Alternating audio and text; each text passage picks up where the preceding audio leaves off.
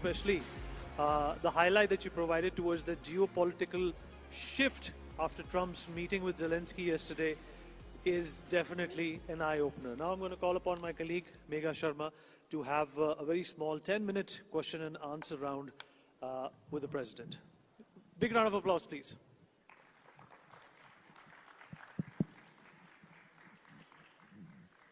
Thank you for that brilliant speech, President Wickramasinghe. And let's dive straight into it, talking about the future of South Asia and particularly, in specific, the relationship between India and Sri Lanka. How do you envisage it in wake of the new government that has been formed recently? And of course, the Prime Minister first coming to India, making the first visit to India after his election. No, generally, the President and the Prime Minister make their first visits to India. I don't know whether they were ready to take over the government.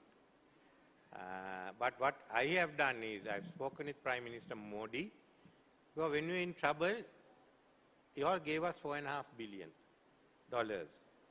With that, on a side, I could handle the economy. Whether it's China or Japan, the rules were stricter for them, and they couldn't give to a country that's bankrupt. One was that because of our trade agreements, and I said secondly because of the neighborhood first policy, we got this money. I don't think many others can, maybe Maldives or any other countries. With that, now we have to, also Sri Lanka, getting out of bankruptcy not sufficient. We also have a deficit in our foreign exchange earning. How do we work together? So Prime Minister and Modi and I spoke, and we put all our agreements, our projects together. We are going to sell, basically, the idea was that we will sell renewable energy to India. I was trying to give 25 gigawatts or even 50 if we could do it. So that economy would have benefited, you would have benefited. Secondly was to make Trincomalee the regional logistic hub with the pipeline coming in from in Nagapatnam and us putting basically a refinery there and developing it. So we were thinking in terms of developing that cluster.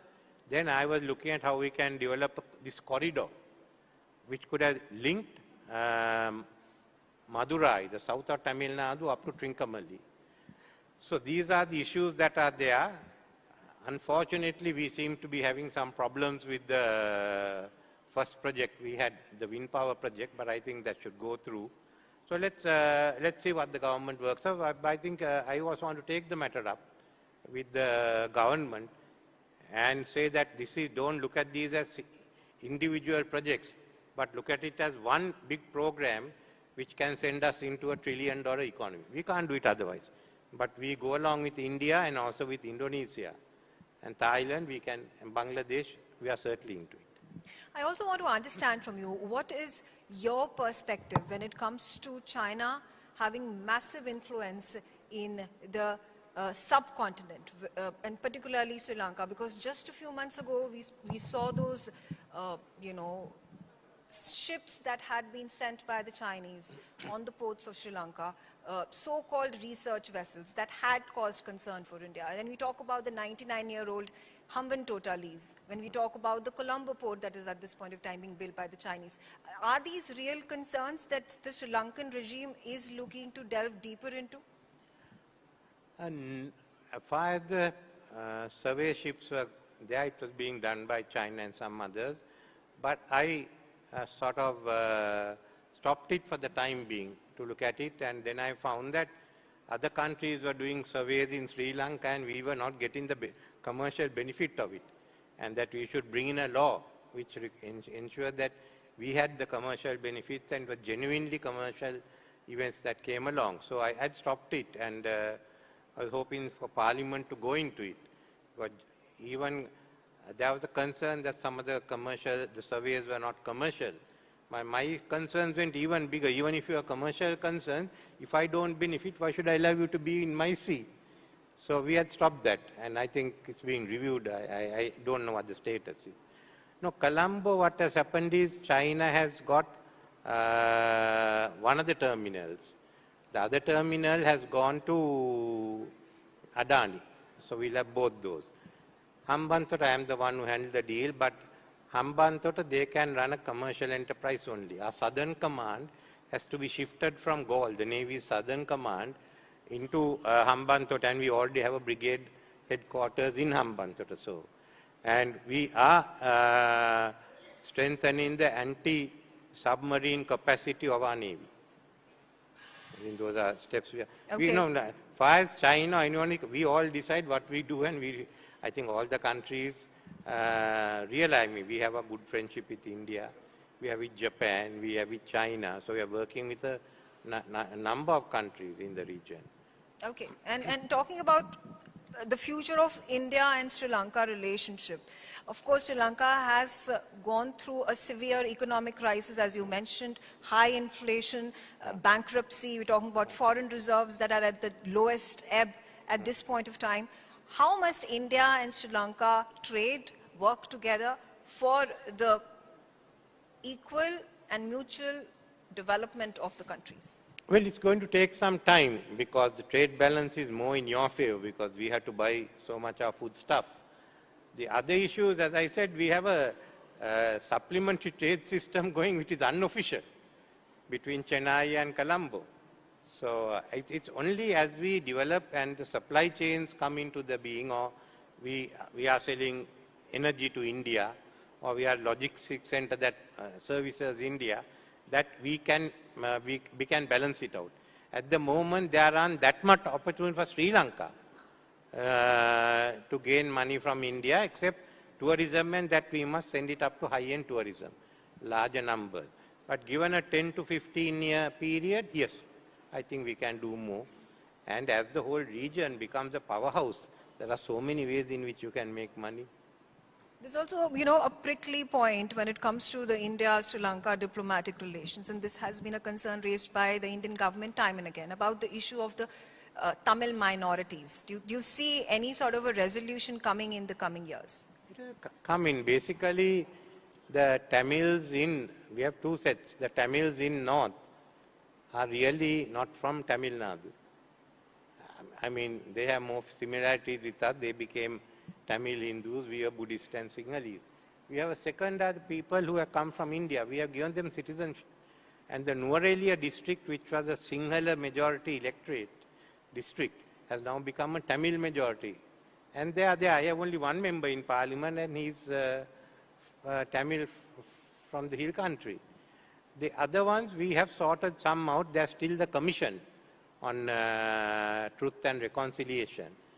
But I don't think those are getting in the way of our relations with India. That's not been a major issue at all. And I hope that this government will be able to have done a lot of the preliminary work. I hope the government can step it up. But no, we are getting it on. Have you come to Sri Lanka? I have never, but I would really love to. Yeah, you must come to Jaffna. That's what Lord Shiva is worshipped in the Hindu kovils. Lord Vishnu is worshipped in the Buddhist temples. Yes, yeah. Yes. There are more commonalities than difference. Oh, yes. Yes, absolutely. In our eating habits, everything. We are all a part of the South Indian culture, whether it's Telugu or Tamil Nadu or North of Sri Lanka or South of Sri Lanka. It's the same, and we run on the same solar calendar. When I go to the South, I have no difficulties at all. Okay, I'm going to open the floor to my audience members who would really like to ask you a few questions. Yes. We'll come back to you, sir. Yeah.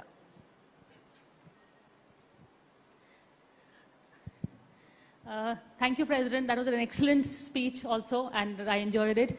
But just an impression about your, we heard about your business conversations with Prime Minister Modi, but you were there for his speech. You also had an interaction with him.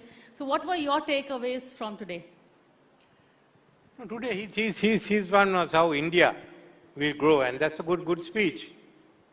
I think my speech only is a supplement to it.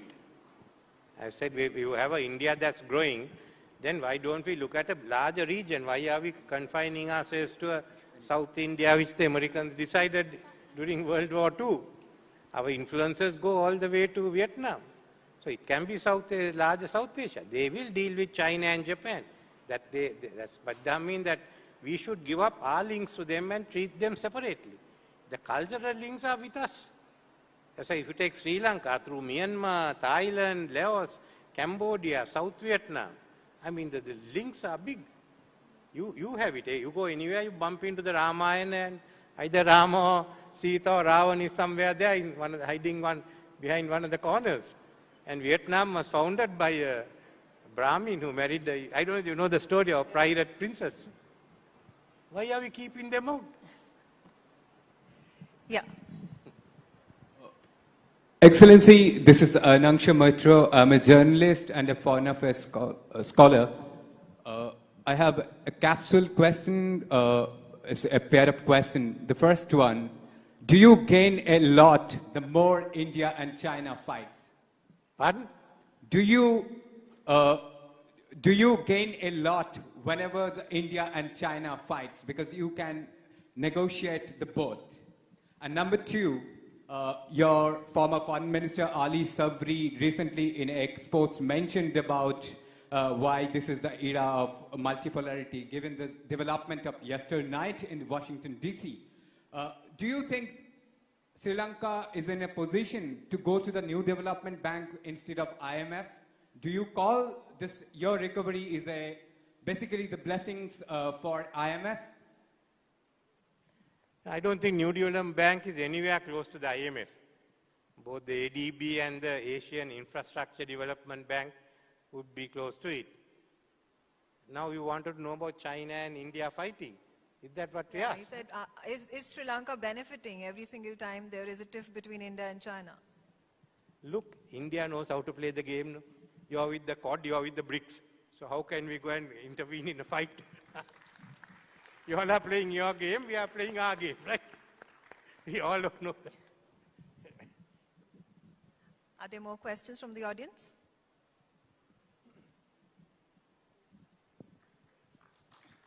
There's one more. Thank you, Mr. President, for this wonderful speech. Myself, Rahul Kumar. I want to ask a question regarding a bridge that is proposed to be built between India and Sri Lanka. So, what are the prospects that the bridge can be built, and what are the impediments? Impediments are that some people in Sri Lanka think that this will get more Indian influence or Indians will come over the bridge. Yes, the whole idea that Indians should come over the bridge.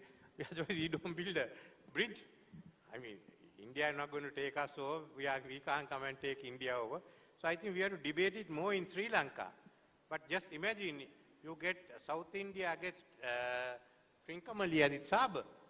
And even we can put a new harbour in Colombo. You all can build it instead of Chinese there. So there's no issues.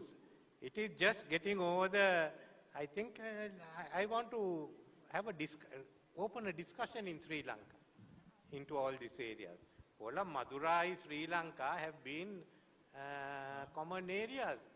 Your first Pallava kingdom, the army was led by a Sri Lankan prince who later on became a king in Anuradhapura, first Tamil kingdom. There's nothing to get frightened about. Okay, on that note, I thank you, President Wickramasinghe, for joining me, and it's a pleasure to speak to you. We are honored to have you on the next forum. A huge round of applause for President Renil Wickramasinghe. You know, there are two types of religion in the world.